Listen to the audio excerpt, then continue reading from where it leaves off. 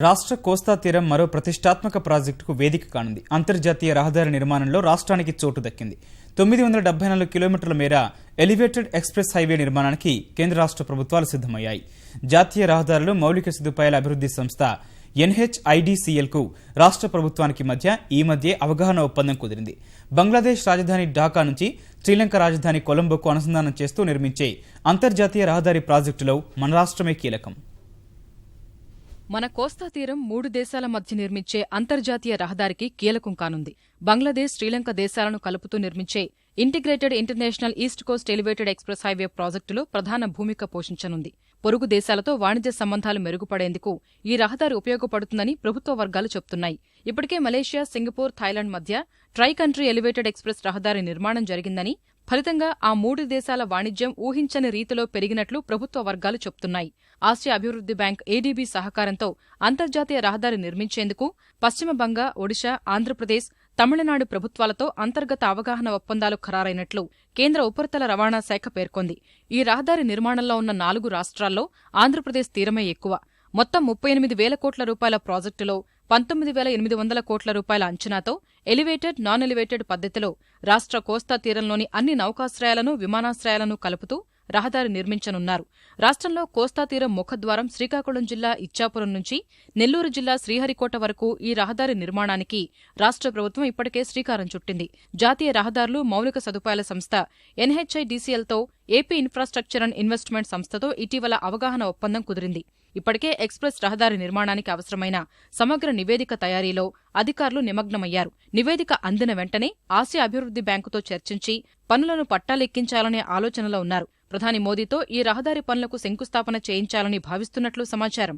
2 ప్రభుత్వ రంగ సంస్థల మధ్య కుదిరిన అవగాహన ఒప్పందాన్ని అమలు చేసేందుకు రాష్ట్రం ప్రత్యేకంగా విద్యుత్ శాఖ కార్యదర్శి అజయ్ జైన్ నేతృత్వంలో ఒక ప్రత్యేక కమిటీని కూడా నియమించినట్లు అధికారులు చెబుతున్నారు. వచ్చే 4.5 ప్రాజెక్టు పూర్తి చేయాలని ముఖ్యమంత్రి చంద్రబాబు అధికారులకు నిర్దేశించినట్లు తెలుస్తోంది. నేటి నుంచి 3 రోజుల పాటు విశాఖలో జరిగే భాగస్వామ్య సదస్సులో ముఖ్యమంత్రి ఈ ప్రాజెక్టుకు సంబంధించిన అంశాలపై అధికారులతో చర్చిస్తారని సమాచారం.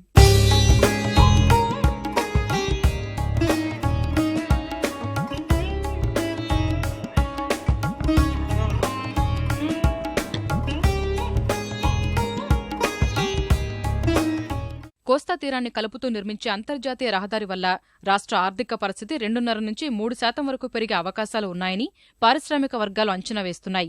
దేశ ఆర్థికాభివృద్ధి 1.2 నుంచి 2.1% పెరిగేందుకు ఇది దోహదపడుతుందని అంచనా వేస్తున్నారు. కోస్తా తీరంలోని విశాఖపట్నం, కాకినాడ, నర్సాపురం, కృష్ణపట్నం పోర్టులతో పాటు కొత్తగా తలపెట్టిన గంగవరం, మచిలీపట్నం, దుగరాజపట్నం పోర్టులను పూర్తిస్థాయిలో ఈ మార్గంతో అనుసంధానం చేయనున్నారు.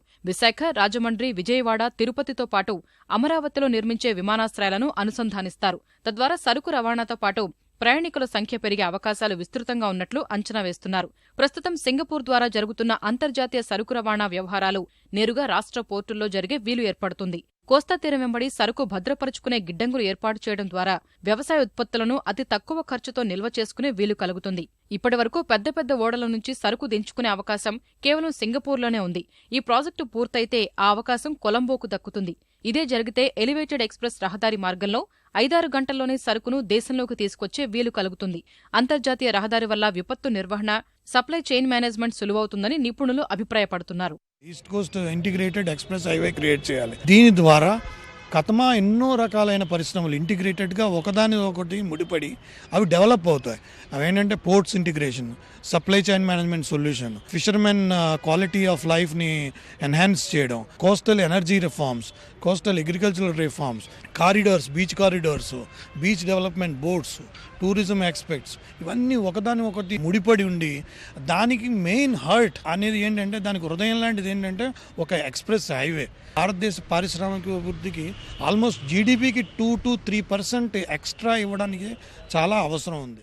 దేశంలోని కోస్తా ప్రాంతం వెంట ఉన్న అన్ని పోర్టులు, విమానాశ్రయాలను కలుపుతూ కేంద్రం తలపెట్టిన సాగరమాల ప్రాజెక్టుకు ఈ అంతర్జాతీయ వేగ రహదారి దోహదపడుతుందని కేంద్రం భావిస్తోంది. అత్యధిక కోస్తా తీరం ఉన్న ఆంధ్రప్రదేశ్లోనే ఈ రహదారి పనులకు శ్రీకారం చుట్టాలని కేంద్రం నిర్ణయించినట్లు సమాచారం.